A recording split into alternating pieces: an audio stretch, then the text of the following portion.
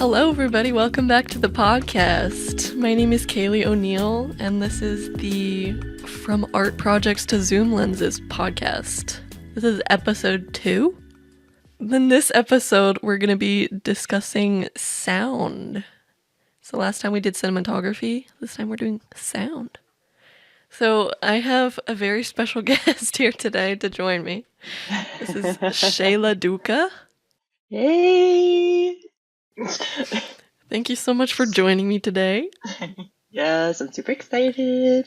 So Shay is an on-set production sound mixer and an FDU alum, and has personally taught me about being a boom operator for quite a few film projects.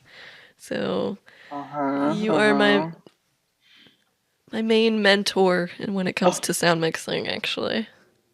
Main man. Oh, it feels great. It feels great. I try my best. I try my best to teach you as much as I could. I have like a section about like different films regarding sound first, and then I have an interview section. Okay, so the films that I picked out are Sound of Metal, which is a newer film. It's like Criterion Collection. Yes. A Quiet Place. Oh yes, I love that series. Okay. And Dune. Just because I like the. Because on my Instagram, I usually get like videos about like the behind the scenes on like the crafting of sound effects and stuff. And Dune was very interesting in terms of like the that point, yeah. the like the helicopters they have. Yeah. So stuff like that, and also like Lord of the Rings, like how they like craft like the creature noises. Any like fantasy or like horror film that like also like A Quiet Place, which has a lack of sound, but also like the sound design is very interesting. Yes, I love sound design. I love it so much. And it's like in those movies, I haven't seen Sound of Metal yet, but I know it's about the deaf drummer, right? Yeah, I saw it like a year ago, I think. It was pretty good.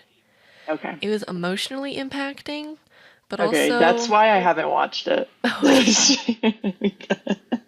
is fair. Sometimes I just don't want to say that. I just don't really want to cry right now. No. Got great views though. Great reviews. From what I remember, I think it's really interesting when sound cuts out completely in movies, because it's like it's very shocking and you don't really like expect it's gonna happen. That's what people like. Some people don't understand. They're like, when you see a really good movie, it honestly is the sound. Like, I love my cinematographers. Hey, Connor. I love my cinematographers. I do. But guys, it's the sound. If you listen, you make a beautiful film, a Gorgina film, and it's so cinematic, and it's like emotionally driven, and a lot of the shots are like, you're like, oh my god, this makes me emotional, like blah blah blah. But you have the worst sound possible, it's not gonna do good. Like obviously, it's not gonna do good. Kind of just ruins it. It just ruins it. And the thing is now, like since I am in more depth with audio, and like not like I nitpick films, but I'm like, like even like major ones, like I'm just like, wow, they could have like done this a little better. I saw, and this was honestly, it was a great film, and I'm really happy I saw it. Oh my god, it's the one with Florence Pugh and Andrew Garfield. We Live in Time, and great film. Saw it in the movie theater, cried, but one singular part that I took notice in was when they were arguing towards like the end of the film. And it was just Andrew Garfield and Florence Pugh, and they're arguing. And Andrew Garfield is yelling. He like yells. He like shouts at one point, and it like clips the mic. Stopped. It like stopped, and I go, huh? He's like, ah! And then like he's yelling, but then it like, you know how it gets too loud, so you just know the audio mixer just brought it down. And I was like,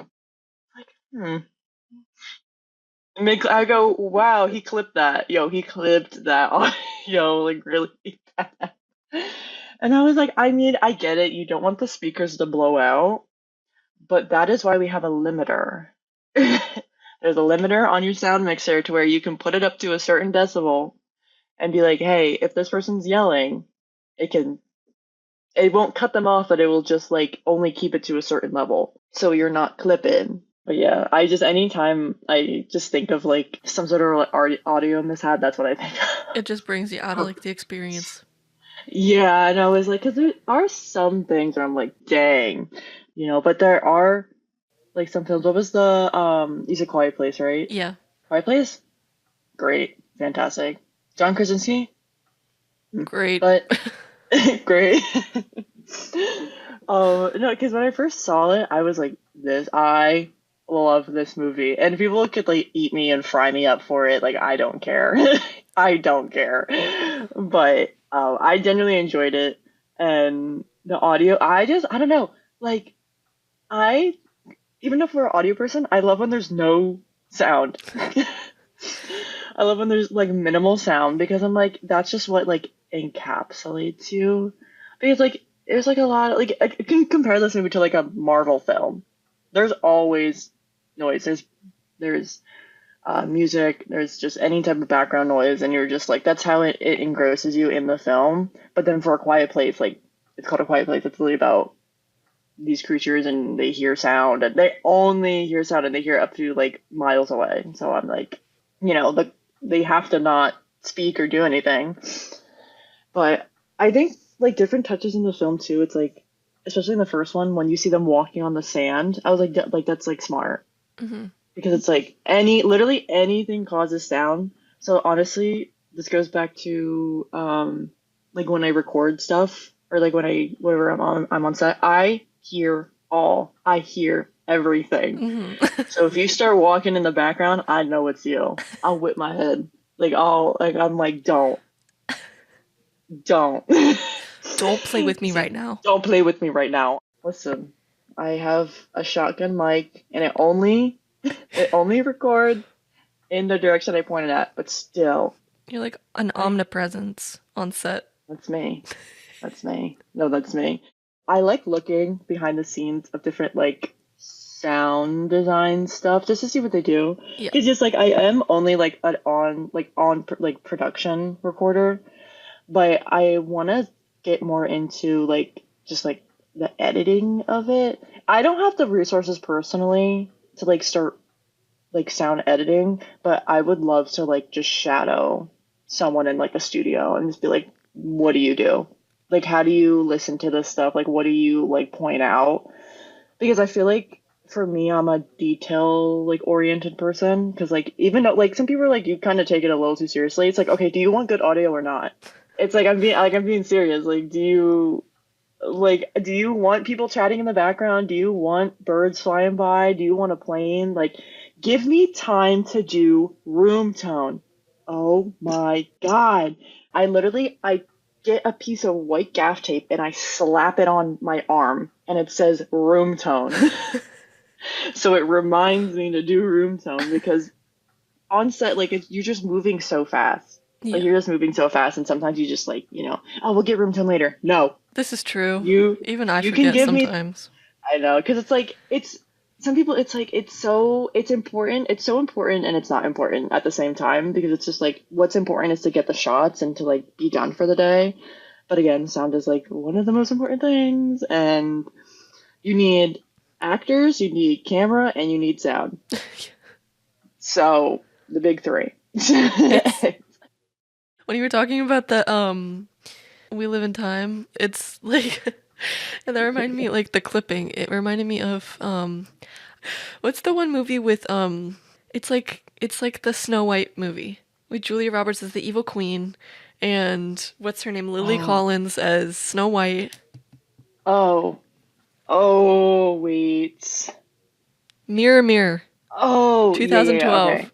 I started, there's this one scene with Julia Roberts and she's like having like a spa moment because she's the queen and she's like She's pampering the queen, herself. like obviously.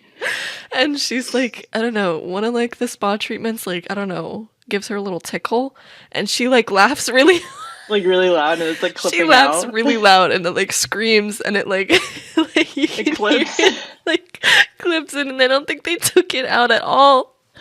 Wait, And it's I really kind of funny. wanna. And I'll look it up later. I'll look it up later, and I'll like give you my reaction because I swear I remember this being a thing. I'm like, oh, the microphone just like clips. And I was like really like confused watching that as a kid. I'm like, did nobody notice this? here's the thing: we are all human. We really are. Like we Yeah. really are all human, and a lot of the times we don't like some things just aren't pointed out or like just whatever like right away, and sometimes that's just what you got to work with. Like if that's just it, then that's just it. Like is it terrible? Yeah. Like yeah, and the thing is we know that. There's literally nothing we can do about it. Okay, so I wrote down some techniques too. I wrote down, well, just like the Okay. general non-diegetic to diegetic sound. So like Ooh, anything the yes. audience can hear versus anything that can be heard by the characters, creative sound effects, and the different ambient sounds to make a scene feel real. But I also wrote down a question. I remember seeing an Instagram reel and I saw that you also liked it, and it was totally forget what the terms were. It was like the different types of diegetic like ambient sounds. It was like something with like nature. Yes, yes. Okay. So when I love sound. When Lee Bob asked me to come like teach the master students, which I was like, me? I was like, thanks. Wow. Okay. I used that because there's this girl online. I think she mostly does like Instagram reels or like I think she has a YouTube, but it's like sounds of nature. And she talks about like wild noise and how like important it is. Soundscape. Yeah. When you're filming like outside, I personally, it is difficult to film outside. It really is. Because there's so many things around you that you need to worry about. To isolate. And like, and it doesn't matter what weather it is, you're gonna get every little thing. It's like all the sounds occurring over an area. So if you're in a city, you're in just like flatlands, whatever, farmland, every possible sound. There's geophony, biophony, and anthrophony. Right. It's like geophony, biophony, and anthrophony. Got it. But I think the first one that I was saying was correct. I'm just gonna say it by the first one. So geo. It's the sounds produced by the earth. So like leaves, wind, rain. Biophony. Biophony. Sounds of living creatures in the soundscape. So like birds. It is mostly birds because they're making the most sound. And then squirrels running around, like stuff like that. And then anthrophony. All sounds produced by humans, so cars, boats, planes, or just plain noise, so like walking, like clapping in an audience and stuff like that. Those are important when you're filming outside, and that's why you film on a studio. That's why big productions have their own like sound stages, so then they can make these fake towns and all that stuff. I'm gonna finish this with 2 questions if I have time for the last one, but I just wanted to ask how you got into sound. Okay, from the beginning, I never really had an interest for sound. Not like, oh, I didn't want to do it, blah, blah. I just wasn't brought up. I was like, like whatever, it's fine. Like I went into school wanting to become a director, and I still do. Not like that dream is gonna end or anything. But you need to start somewhere. So Austin Mitrione, who directed Boo, wrote and directed Boo, he came up to me and he was like, hey, can you do sound? And I was like, sure. I have no clue how to do that. He was just like, here's a boom, here's a recorder, you can just press the button. And I was like, okay. And so he had a lot of faith in me, and I was like, don't worry, I got you. So I went to Vince and I was like, hey, I'm doing audio on this film. He goes, yes, absolutely. I will help you out. I was like, okay. And so I went to Vince for a lot of mentoring. So I would say he's my sound mentor. Mm-hmm. He got me into a lot of it. And he was also, you're very tall, so you can be a boom op. I went, perfect. So, but that's how I'd say like 2 years in, so probably like end of sophomore year, junior year, I was like, yeah, I'll do sound. And so I was like, let me take it more seriously. So then people on their senior theses were like, hey, can you do sound? I said, yes, absolutely. So then that's when I started to practice more and blah, blah. And Vince he got the Sound Devices Mix Pre 6, my mortal enemy. But I need to get my own sound mixer. I just need to get my own mix pre and just like do it myself. Like that's what I just need to do. But he gave it to me over winter break and was like, go for it. He himself has never used it. Is that the one that he wrote Shay'la knows how to use on the box? Yes. Oh, okay. Yes. So that's what did he write that? Wait. I don't know. I thought it was like, it was either it's a Shayla knows how to use that. Either that was like for Shayla use only or something. All Shayla. And the thing is, sometimes I felt like it's just like, because no one really wanted to like do sound. Like, of course, like there was a couple people who wanted to like learn sound and stuff like that.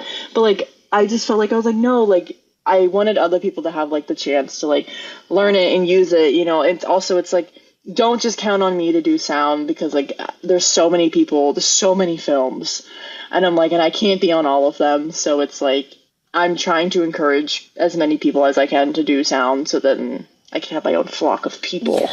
Yeah. But yeah, I started doing that, and then I kind of just went with the flow because people were just like, oh, can you do sound? I was like, yeah, I can, blah, blah, blah. And I was just using the school's equipment, and then I graduated. And that's when I first started getting really more into it. I didn't have my own equipment. It was getting expensive, so I was like, I will just save up and get it. So right now I just have a Zoom H6 4-channel recorder. It's a hand recorder. And I have a boom, and I have 2 Comica lavs. I really want to get Sennheisers, though. That's what I really want. But yeah, that's how essentially I got into it. I just like started doing it more at university.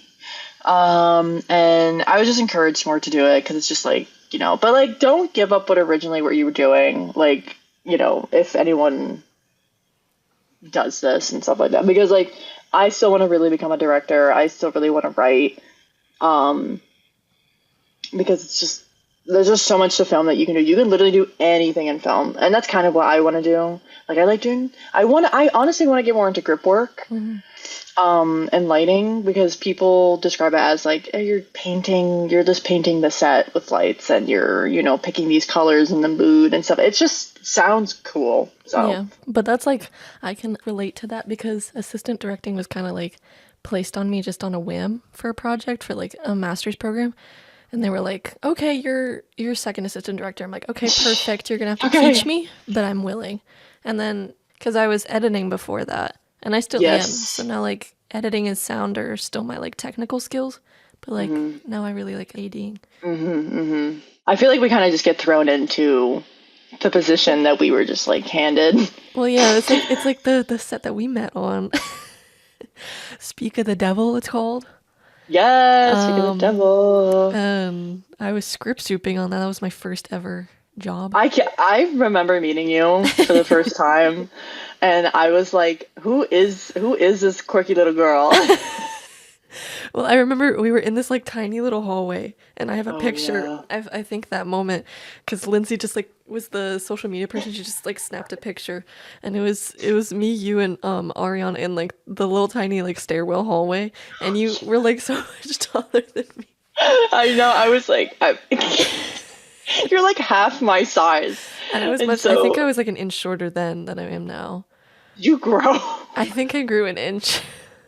But anyways, you were like, I'm sorry if I'm like really getting really close to you, but I promise by the end of this we'll probably be like really good friends. I'm like, okay. You're like, yes, please, okay. And here we are now. We are. Oh my goodness. I tell everyone that like on set. I'm like, I'm so sorry. My whole body is probably gonna be like pressed up against you because there's no room. I think your height is your superpower. I think it's actually iconic. But you know what people do? If there's ever a car scene, I'm thrown in the trunk. Oh, yeah, I think I remember. Do you think I could fit in a trunk? Imagine my body curled up and the seat, you know, the cup holder seats like in the back, that pushed down with a boom through it. Like, imagine that. Imagine that, or I'm in the backseat of the car laying down like that. You know what I could be doing? Standing outside the car. It's so funny being thrown into a trunk. It really is. I wouldn't change it for the world. Thank you guys so much for watching this episode of From Art Projects to Zoom Lenses. My name is Kaylee O'Neill, and this is Shay'la Duca. Shay'la Duca. And we'll see you in the next episode. Bye. Bye-bye.